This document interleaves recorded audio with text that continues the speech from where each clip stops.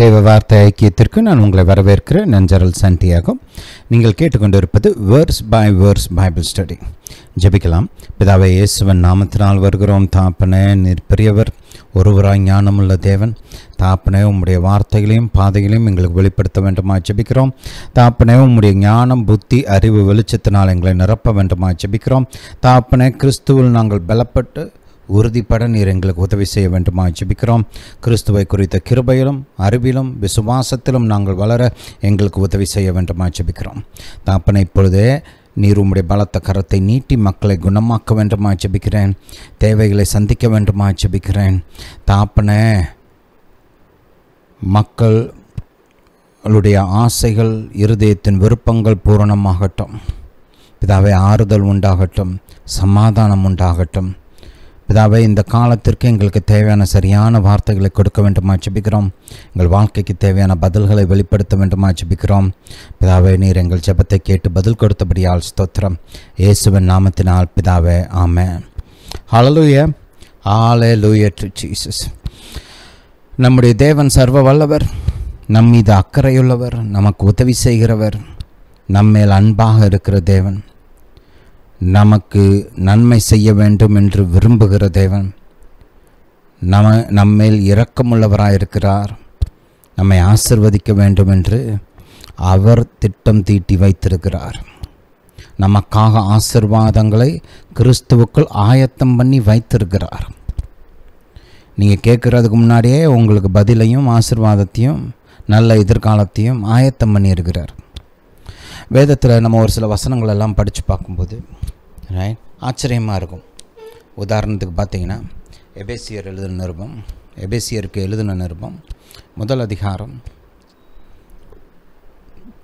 இந்த வசனத்தில் பார்த்தீங்கன்னா 3ஆம் வசனத்தை கொஞ்சம் கவனிங்க. நம்முடைய கர்த்தராகிய இயேசு கிறிஸ்துவின் பிதாவாகிய தேவனுக்கு ஸ்தோத்திரம். அவர் கிறிஸ்துவுக்குள் உன்னதங்களில் ஆவிக்குரிய சகல ஆசீர்வாதங்களினாலும் நம்மை ஆசீர்வதித்திருக்கிறார். ஆரம்ப காலத்தில் எனக்கு பைபிள் கொஞ்சோண்டு தான் தெரியும்.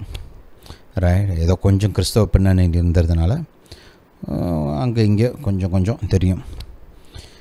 அப்போ நான் இந்த புதிய ஏற்பாட்டின் வசனத்தை நான் வாசிக்கும்போது இது உண்மை என்று விசுவாசித்தேன். ஆனால் இது எனக்கு அவ்வளோவா விளங்கலை. அதுக்கப்புறம் கர்த்தர் என்னை பழைய ஏற்பாட்டில் நிறைய வாசிக்க சொன்னார். ஆதி ஆகமத்தை திரும்ப வாசிக்க சொன்னார். அப்படி காரியங்கள்லாம் நான் தியானிக்க ஆரம்பிக்கும்போது ஆதி ஆகமத்தில் ஒரு சில காரியங்களை கர்த்தர் வெளிப்படுத்த ஆரம்பித்தார். உதாரணத்துக்கு, இஸ்ரவேல் மக்கள் பிறப்பதற்கு பல நூற்றாண்டுகளுக்கு முன்பாகவே தேவன் அவர்களை உடன்படிக்கை மக்களாக தெரிந்து கொண்டார். ஆபிரகாமுக்கோடு ஒரு உடன்படிக்கை பண்ணுகிறார். ஆபிரகாம் மீது பல ஆசீர்வாதங்களை வைக்கிறார். அது மட்டுமல்ல, அவனுடைய பிள்ளைகளை அந்த வாக்குத்தத்தங்களுக்கு வாரிசுகளாக ஏற்படுத்துகிறார். இந்த பிள்ளைங்க பிறக்கிறதுக்கு முன்னாடியே அவங்களுக்கு நிலம், வீடு, சொத்து, நல்ல எதிர்காலம், விடுதலை, கர்த்தருடைய பிரசன்னம், கர்த்தரோடு கூட உடன்படிக்கை, கர்த்தருடைய வாக்குத்தத்தங்கள், இப்படி சகலமும் அவங்க பிறக்கிறதுக்கு முன்னாடியே ஏற்பாடு செய்யப்பட்டு ஆயத்தம் பண்ணப்பட்டு ரெடியாக இருந்துச்சு. இன்னும் அந்த தலைமுறை பிறக்கவே இல்லை. ஆனால் அவங்க பிறக்கிறதுக்கு முன்னாடியே அவங்களுக்கான நிலம், அவங்களுக்கான ஆவிக்குரிய ஆசீர்வாதங்கள், தேவனோடு கூட உடன்படிக்கை, தேவனுடைய வாக்குத்தத்தங்கள், தேவனோடு கூட உறவு, தேவனுடைய ஆசீர்வாதம், அது மட்டுமல்ல இயற்கையான காரியங்கள், நிலம், சொத்து, பத்து, வீடு, தோட்டம், இப்படி எல்லாமே ஆயத்தம் பண்ணப்பட்டிருக்குது. நலமும் விசாலமுமான தேசம், பாலும் தேனும் ஓடுகிற தேசம், அடிமைத்தனத்திலிருந்து விடுதலை, இப்படி எல்லாமே அவங்களுக்கு ஆல்ரெடி வாக்கு பண்ணப்பட்டு இருந்தது. அவங்க பிறக்கிறதுக்கு முன்னாடியே இதெல்லாம் அவங்க பேரில் கர்த்தர் வச்சிருக்கிறார். அதை நீங்கள் கவனமாக படித்து பார்த்தீங்கன்னா இந்த வசனத்தை புரிஞ்சுக்கொள்வது ஈஸி. கர்த்தர் எப்படி ஆபிரகாமுக்குள் இஸ்ரவேலை ஆசீர்வதித்திருந்தாரோ அதே போல் கிறிஸ்துவுக்குள் நம்மை ஆசீர்வதித்திருக்கிறார். ஆபிரகாம் மூலமாக எப்படி இஸ்ரவேல் மக்களுக்கு உடன்படிக்கை, ரைட், வாக்குத்தத்தங்கள் இவையெல்லாம் கொடுக்கப்பட்டு இருந்ததோ அதே போல் இயேசுவுக்குள் நமக்கு உடன்படிக்கையும் வாக்குத்தத்தங்களும் கொடுக்கப்பட்டிருக்கிறது. ஆபிரகாமுக்குள் எப்படி இஸ்ரவேல் மக்களுக்கு நல்ல எதிர்காலம் ஆயத்தம் பண்ணப்பட்டு இருந்ததோ அதே போல் கிறிஸ்துவுக்குள் நமக்கும் நல்ல எதிர்காலம் இந்த பூமியிலையும் இனி வரப்போகிற நித்தியத்திலும் நமக்கு ஆயத்தம் பண்ணப்பட்டிருக்கிறது. ஹல்லேலூயா. அந்த பழைய ஏற்பாட்டின் வெளிச்சம் எனக்கு இந்த புதிய ஏற்பாட்டை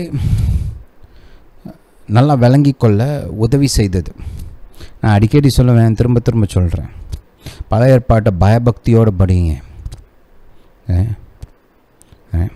இது கர்த்தருடைய வெளிச்சம், கர்த்தர் என்னோடு கூட பேசுகிறார், இது கர்த்தருடைய ஞானம், கர்த்தர் எனக்கு போதிக்க விரும்புகிற காரியம், இது எனக்கு முக்கியம், இதில் ஜீவன் இருக்கிறது, ஆசீர்வாதம் இருக்கிறது, நன்மை இருக்கிறது அப்படின்னு அறிந்து விசுவாசித்து வாசிங்க, ஜெபத்தோடு வாசிங்க. அப்படி வாசிக்க தான் உங்களுக்கு புதிய ஏற்பாடு வழங்கும்.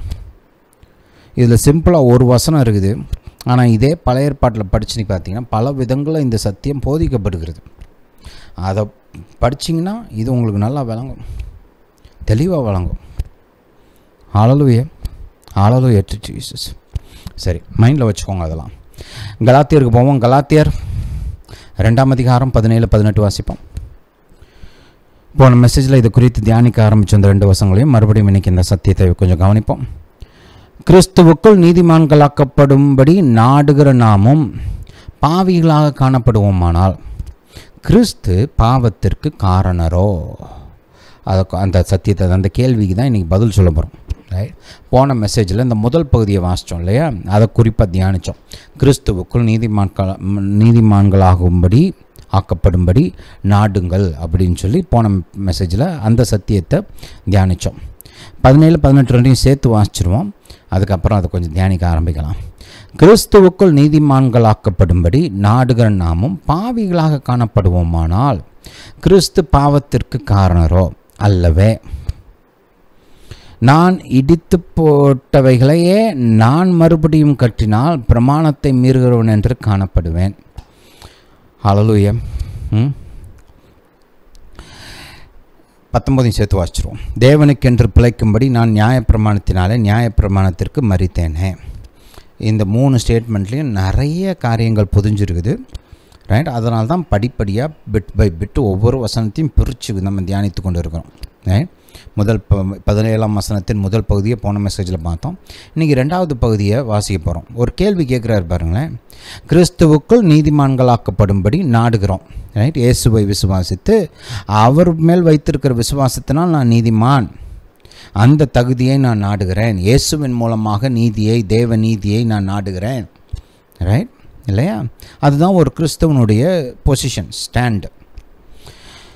இப்போ ஒரு கேள்வி வரும், சரி நீ கிரியை செய்யாமல், நியாயப்பிரமாணத்தின் கிரியைகளை கடைபிடிக்காமல் இயேசுவை விசுவாசிப்பதனால் நீதிமன்ற ஸ்தானம் உனக்கு கொடுக்கப்படுது. அப்போ அந்த ஸ்தானத்தை பெற்ற நீ ஒரு பாவமான வாழ்க்கை வாழ்ந்தால் என்ன? அதன் மூலமாக நம்ம என்ன கன்க்ளூஷனுக்கு வர்றது? இல்லை, ஒரு பாவமுள்ள மனிதன் எப்படி விசுவாசத்தினால் நீதிமான் ஆக முடியும்? அது ஒரு கேள்வி இல்லையா? சரி, விசுவாசத்தின் மூலமாக நீதிமான் ஆனவன் அவனுக்குள்ள பாவம் இருந்துச்சுன்னா, ஏதோ ஒரு பாவ பழக்கமோ இல்லை ஒரு ஹேபிட்டோ,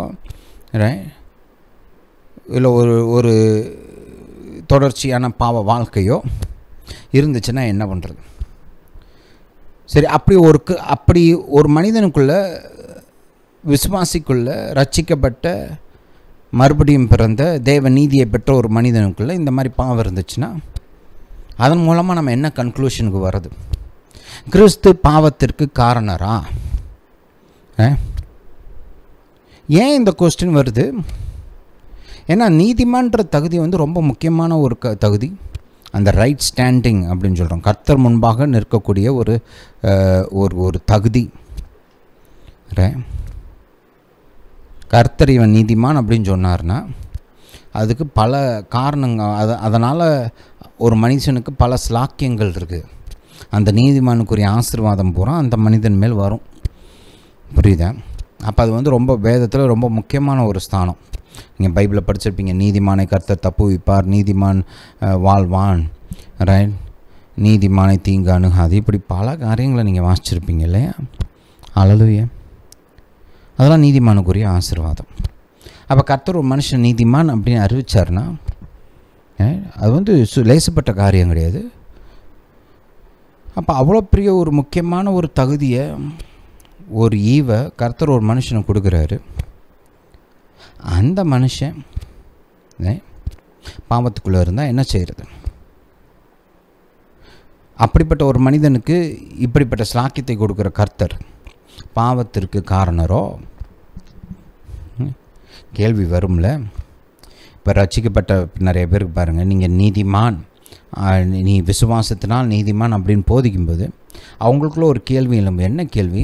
சரி, எனக்கு தான் கிருபை இருக்குல்ல, எனக்கு தான் கிறிஸ்துவின் மூலமாக நீதிமான் ஆகிட்டேன்ல, அப்போ நான் கிரியை மூலமாக நீதிமான் கிடையாது இல்லையா?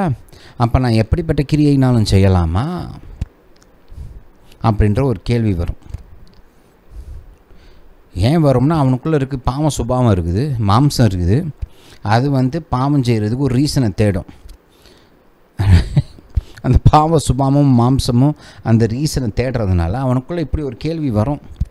நீங்கள் நீதியை இயேசுவின் மூலமாக விசுவாசிப்பதனால் ஒரு மனிதன் நீதிமான் ஆகிறான் அப்படின்ற சத்தியத்தை போதிச்சிங்கன்னா இந்த கேள்வி கட்டாயமாக எழும்பும்.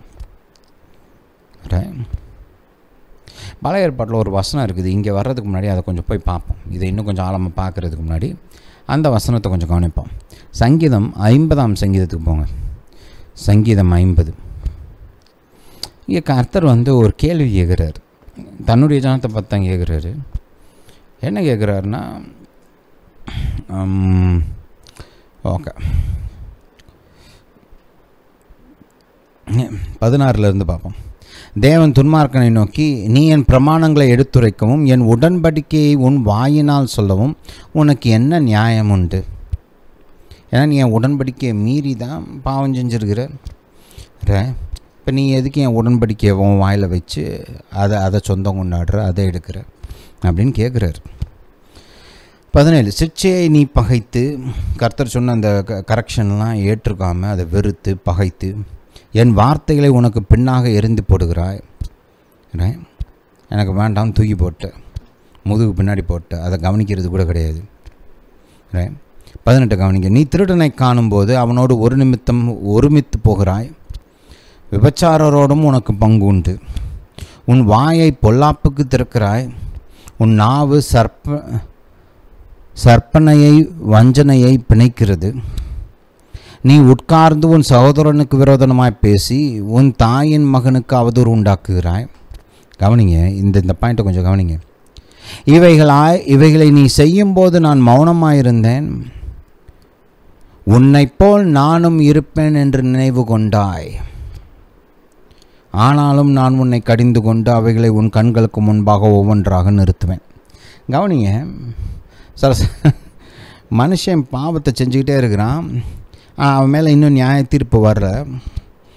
அதனால் சில சமயம் என்ன நினைக்கிறானா, கர்த்தரை இதை மாதிரி தான் போல அப்படின்னு நினச்சிட்றான். உன்னை போல நானும் இருப்பேன் என்று நினைவு கொண்டாய். அல்லேலூயா.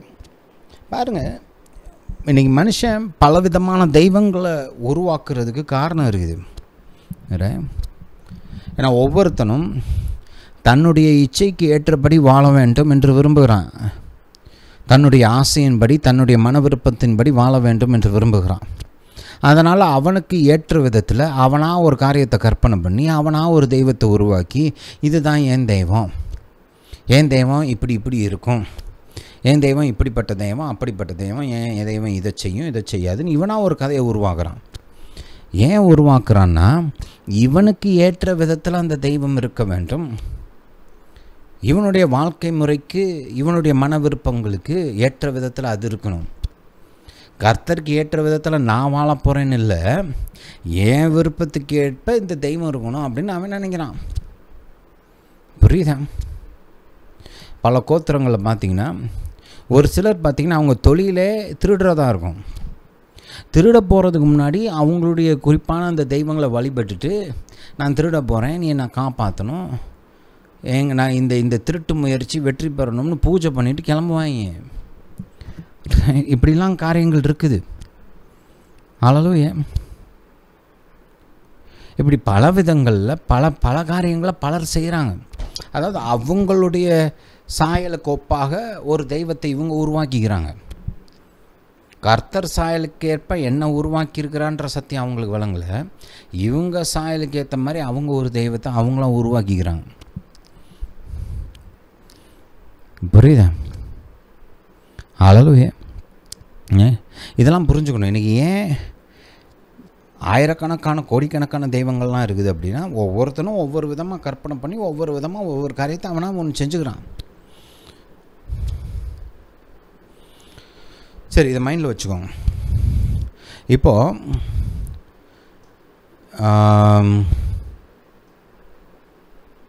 கலாத்தியருக்கு திரும்ப போவோம். கலாத்தியர்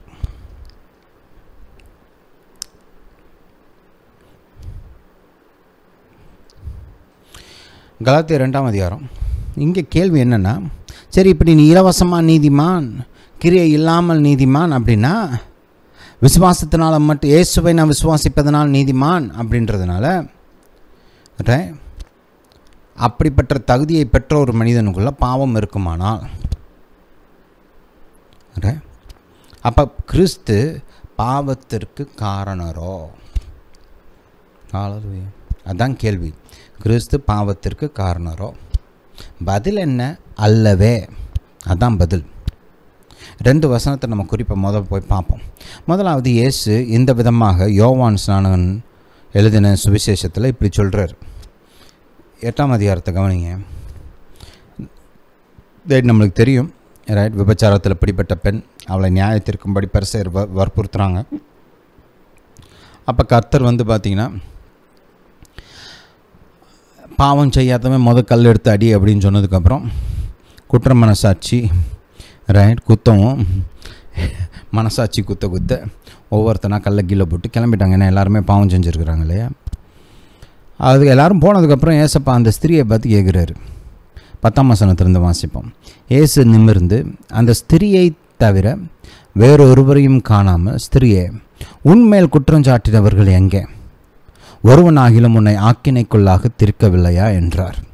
பாருங்கள், நியாய பிரமாணத்தின் பிரகாரம் அந்த ஸ்திரி கல்லெடுத்து அடிக்கப்பட்டு அவள் கொலை செய்யப்பட்டிருக்க வேண்டும் அந்த இடத்துல, ரைட்? அதான் அவள் மீது வேதம் போதிக்கிற நியாய தீர்ப்பு. தாவீது ராஜா ஊரியாவின் காரியத்திலையும் பத்ஷிபாவின் காரியத்திலையும் அவன் செஞ்ச பாவத்திற்காக அவன் கல்லெறியப்பட்டு கொலை செய்யப்பட்டிருக்க வேண்டும். அதுதான் நியாயம். நியாயப்பிரமாணத்தின் பிரமாணம் அதுதான், சட்டம் அதுதான். ஆனால் கர்த்தர் அவன் மீது இரக்கம் பாராட்டினார். அவன் மனம் திரும்பினான், அவனுக்கு மன்னிப்பு கொடுத்தாரு. அதுக்கப்புறம் அவன் தேவாலயத்துக்கு தேவையான காரியங்களெல்லாம் ஆயத்தம் பண்ணுறான். சுற்றி இருக்க சத்ருக்களெல்லாம் கீழ்ப்படுத்தி ஒரு சமாதானமான சூழ்நிலைக்கு அவன் தான் வழிவகுத்தான். ரைட்? சாலமன் ஆலயத்தை கட்டினாலும் அதுக்கு தேவையான அந்த சூழ்நிலையை ஆயத்தம் பண்ணினது தாவீது. அதுக்கு தேவையான பொருளாதார காரியங்களையும் ஆயத்தம் பண்ணினது தாவீது. ஹல்லேலூயா.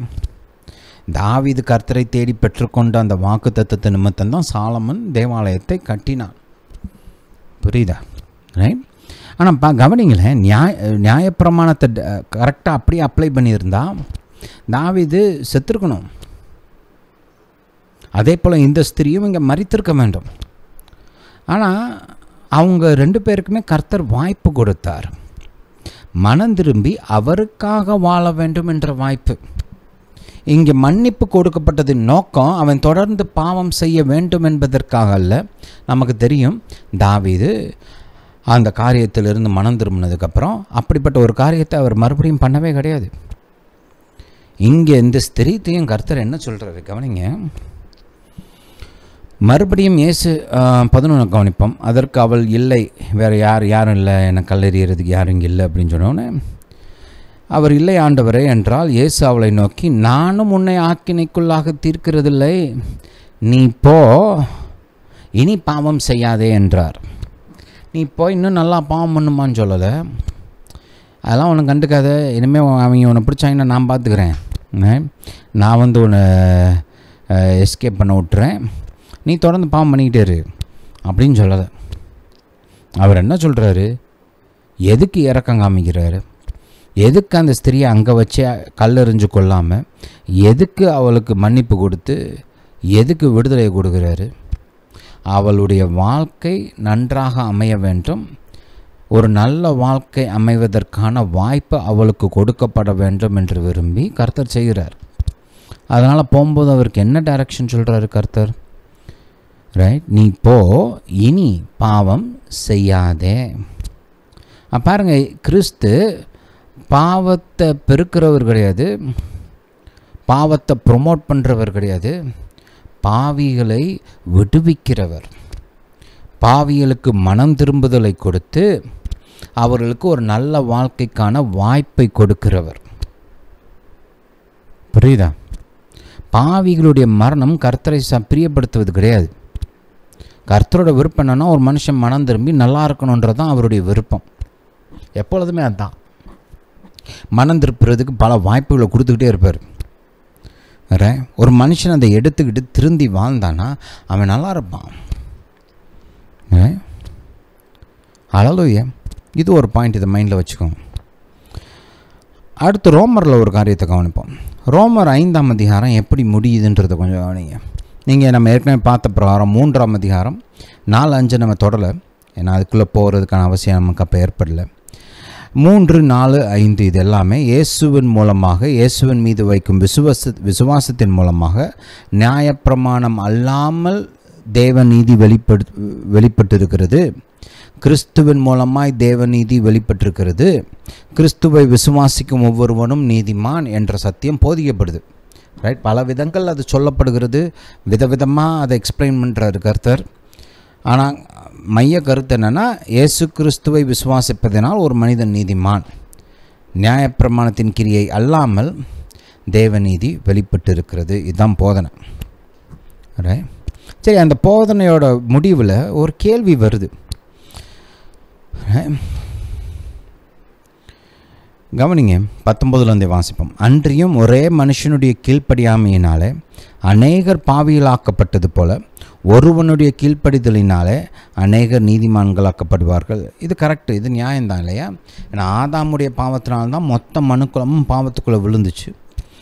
அதனால் இயேசுவின் கீழ்ப்படிதலின் மூலமாக மொத்த மனுக்குள் அவரை விசுவாசிக்கிற எல்லாரையும் நீதிமான்களாக்குவது நியாயம்.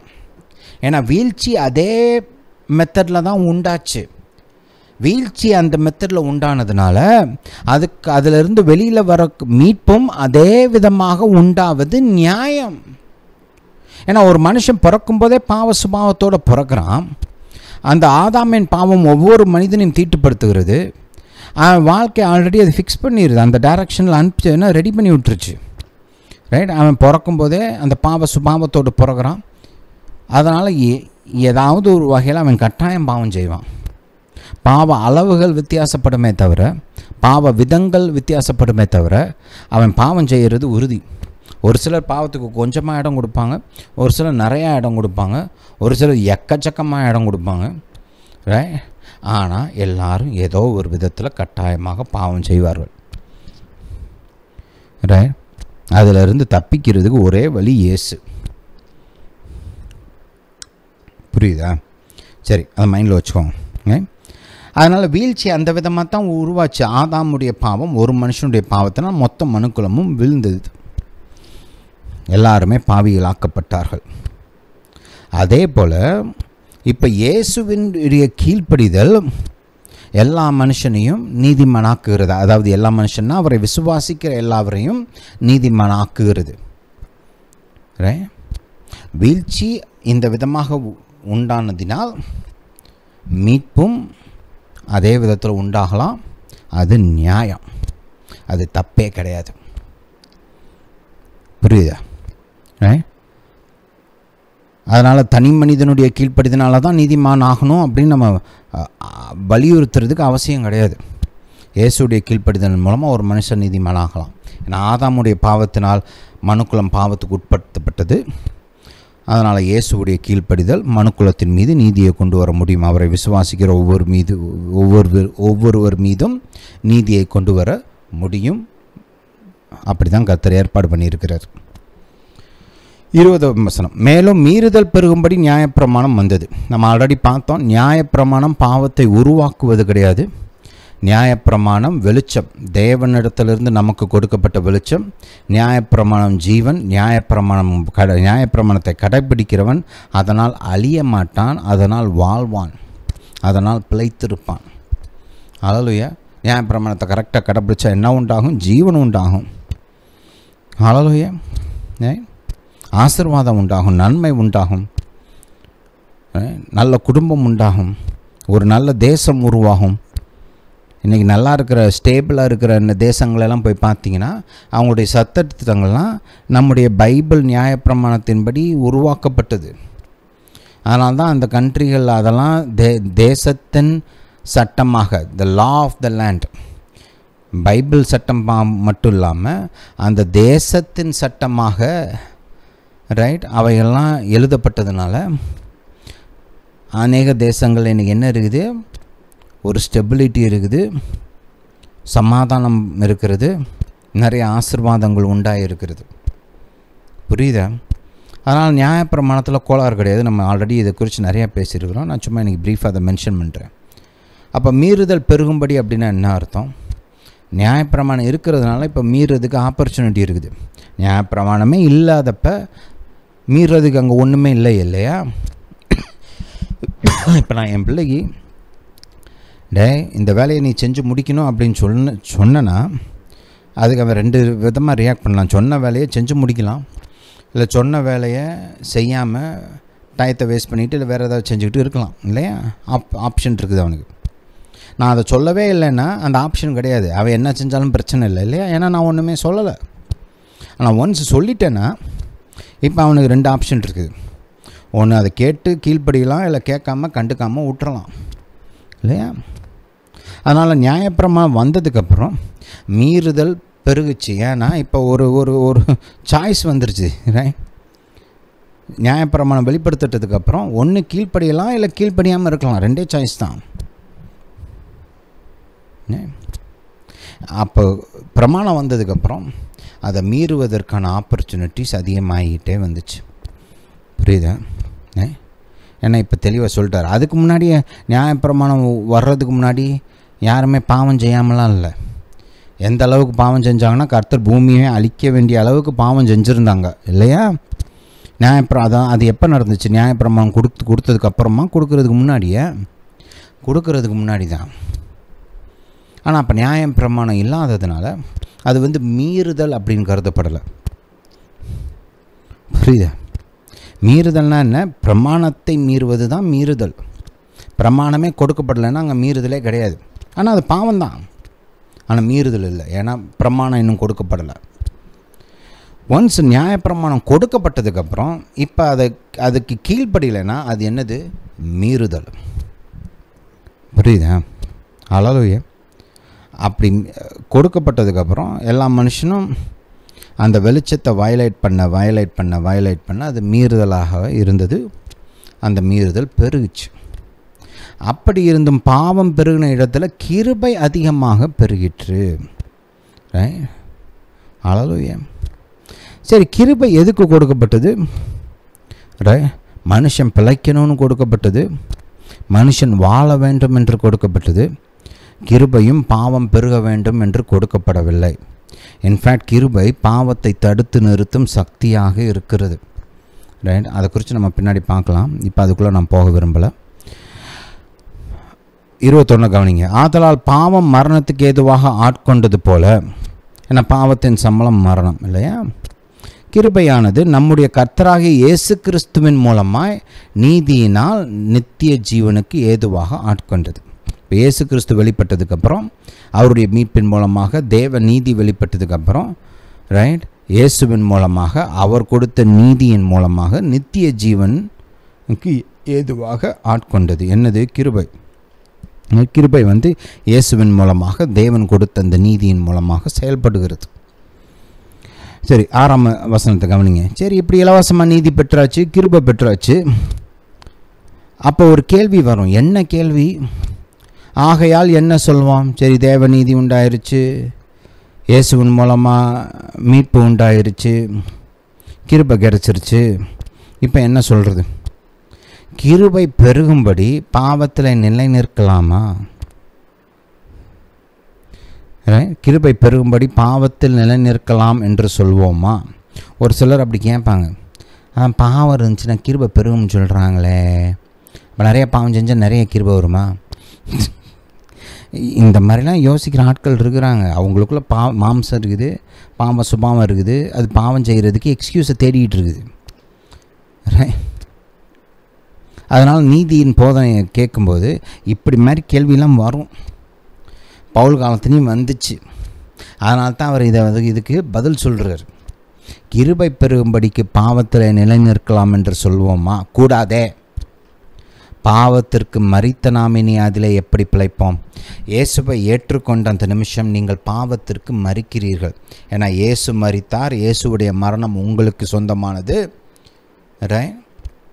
அவருடைய உயிர்த்தெழுதல் எப்படி உங்களுக்கு சொந்தமானதோ அதே போல் அவருடைய மரணமும் உங்களுக்கு சொந்தமானது. இயேசுவின் மூலமாக நீங்கள் பாவத்திற்கு மரித்திருக்கிறீர்கள். அதனால் பாவத்தில் தொடர்ந்து நிற்கலாம், இல்லை பாவத்தையே வாழ்க்கை முறையாக வச்சுக்கலான்ற கேள்விக்கு இடமே அங்கே கிடையாது. ஒரு மனுஷன் மறுபிறப்பை ஒழுங்காக புரிஞ்சுக்கிட்டானா, தொடர்ந்து நான் பாவத்தில் நிலை நிற்க போகிறேன், இல்லை தொடர்ந்து பாவம் செய்யலாமா, இல்லை பாவனை எப்படினாலும் வாழலாமா அப்படின்ற கேள்விக்கு அங்கே இடமே கிடையாது. அப்படி யாராவது கேள்வி கேட்டாங்கன்னா அவங்களுக்கு மறுபிறப்பு சரியாக விளங்கலைன்னு அர்த்தம். மறுபிறப்பு நோக்கம், மறுபிறப்புனா என்ன, மறுபிறப்புனால என்ன நடந்திருக்குது, அவனுக்கு எப்படிப்பட்ட ஸ்லாக்கியம் உண்டாயிருக்குது, அதெல்லாம் விளங்காததுனால தான் இப்படிப்பட்ட கேள்வியெல்லாம் கேட்குறாங்க. புரியுதா? இந்த முழு சாப்டரையும் படித்து பாருங்கள். கிறிஸ்துவுக்குள் எப்படி உங்களுக்கு பாவத்திலிருந்து விடுதலை உண்டாயிருக்கிறது. கிறிஸ்துவுக்குள் இருக்கிற நீங்கள், கிறிஸ்துவினால் மறுபடியும் பிறந்த நீங்கள் எப்படி பாவத்திலிருந்து விடுதலை பெற்று ஒரு நல்ல வாழ்க்கை வாழலாம் என்பதற்கு அற்புதமான போதனை இந்த ரோமர் 6ஆம் அதிகாரம். புரியுதா? இந்த போதனைலாம் முக்கியம். இதையும் சேர்த்து போதிக்கணும். நீதியை போதிக்கும்போது இதையும் சொல்ல வேண்டியது அவசியமாக இருக்குது. ஏன்னா இந்த மாதிரி ஒரு மாதிரி இந்த ட்விஸ்டட் கேள்வியெல்லாம் வருது இல்லையா? மக்களுடைய அந்த பாவ சுபாவம், அந்த மாம்சத்தின் பலவீனங்கள் இதெல்லாம் இருக்கிறதுனால இந்த மாதிரியான கேள்வியெல்லாம் கேட்குறாங்க. அவங்க மனசில் தோணும். என் மனசுலேயே இந்த போதனையெல்லாம் கேட்டப்போ எனக்குமே தோணியிருக்கு, இதே கேள்வியெல்லாம் வந்திருக்குது. புரியுதா? அப்போ அதுக்கு தான் இந்த வேத பகுதி பதிலாக அமைந்திருக்கிறது. அப்போ கிறிஸ்து பாவத்திற்கு காரணர் கிடையாது. நீதியை அவருக்கு இலவசமாக கொடுக்கறதுனால அவர் பாவத்திற்கு காரணரும் கிடையாது, பாவத்தை ப்ரொமோட் பண்ணுறவரும் கிடையாது, பாவத்தை போதிப்பவரும் கிடையாது. அவர் ஒளியாகவே இருக்கிறார். யோவான் பார்த்தோம் இல்லையா? யோவான் 8 அந்த ஸ்திரியை அவர் மன்னித்து அனுப்புனதுக்கப்புறம் என்ன சொல்கிறாருன்னா, அவனுங்க 12ஆம் வசனத்தை பார்த்தீங்கன்னா, மறுபடியும் இயேசு ஜனங்களை நோக்கி, நான் உலகத்திற்கு ஒளியாயிருக்கிறேன். அவர் உலகத்தில் பாவத்திற்கு நான் காரணராக இருக்கிறேன்னு சொல்லலை. ஏன்னா ஒரு வேசியை மன்னிச்சு அனுப்பிச்சிருக்கிறாரு. போமா உன்னை நான் தண்டிக்கலை அப்படின்னு சொல்லி அனுப்பிச்சிருக்கிறாரு. அப்போ அவங்களுக்கு ஒரு தப்பான எண்ணம் வந்துடக்கூடாது இல்லையா? என்ன இவர் நியாயப்பிரமாணத்தில் என்ன வேசித்தனம் பண்ணவங்களை கல்லடிச்சு கொள்ளணும்னு போட்டிருக்கு, இவர் பேசாமல் மன்னிச்சு போமா பாவம் செய்யாதன்னு சொல்லி அனுப்புகிறாரு. அப்போ இவர் பாவத்துக்கு துணை போகிறாரா அப்படின்ற ஒரு கேள்வி வரும். நியாயப்பிரமாணத்தை நல்லா படித்தவனுக்கு அந்த கேள்வி கட்டாயம் வரும். அதுக்கு தான் ஏசப்பா அங்கே பதில் சொல்கிறாரு. என்ன பதில் சொல்கிறாரு? நான் உலகத்திற்கு ஒளியாயிருக்கிறேன், என்னை பின்பற்றுகிறவன் இருளிலே நடவாமல் ஜீவ ஒளியை அடைந்திருப்பான் என்றார். அப்போ இயேசுவை ஏற்றுக்கொண்டு மறுபடியும் பிறந்த தேவ பிள்ளை இயேசுவை பின்பற்றும் போது அவன் பாவத்தில் நடக்க மாட்டான், ஒளியில் தான் நடப்பான், வெளிச்சத்தில் தான் நடப்பான், நன்மையான பாதையில் தான் நடப்பான். ஏன்னா ரட்சிக்கப்பட்ட ஒருவன் இனி இயேசுவுக்காக வாழ வேண்டும், தனக்காக அல்ல, இயேசுவுக்காக வாழ வேண்டும். தன்னுடைய விருப்பத்தின் படி அல்ல, இயேசுவின் சித்தத்தின்படி வாழ வேண்டும். அதுக்கு தான் நம்ம மறுபடியும் பிறந்திருக்கிறோம். அதை ஞாபகம் வச்சுக்கணும். நோக்கம் விளங்கணும் பாருங்கள். எதுக்காக மறுபடியும் பிறந்தோம், எதுக்கு கர்த்தர் நமக்கு மறுபிறப்பை கொடுத்துருக்கிறார், இதெல்லாம் விளங்குச்சுன்னா நம்ம தப்பாக யோசிக்க மாட்டோம், தப்பான காரணங்களை தேட மாட்டோம், தப்பான காரணங்களை பின்பற்ற மாட்டோம். ஹல்லேலூயா, ஹல்லேலூயா டு ஜீசஸ். கலாத்தியர் 2 மறுபடியும் வாசிப்போம். டைம் இருக்குதான்னு பார்ப்போம், தொடர்ந்து இன்னும் முன்னாடி போகிறதுக்கு. ஹல்லேலூயா. சரி, ஆல்ரெடி டைம் ஆயிடுச்சு. இனிமேல் இந்த காரியங்களை குறிச்சிட்டு கொஞ்சம் விளக்கமாக சொல்ல விரும்புகிறேன். அதை அடுத்த மெசேஜில் பார்ப்போம். இந்த போதனையை கேட்டபடியால் நன்றி. கர்த்தர் உங்களை ஆசீர்வதிப்பாராக. நம்முடைய இயேசு ராஜா சீக்கிரம் வருகிறார்.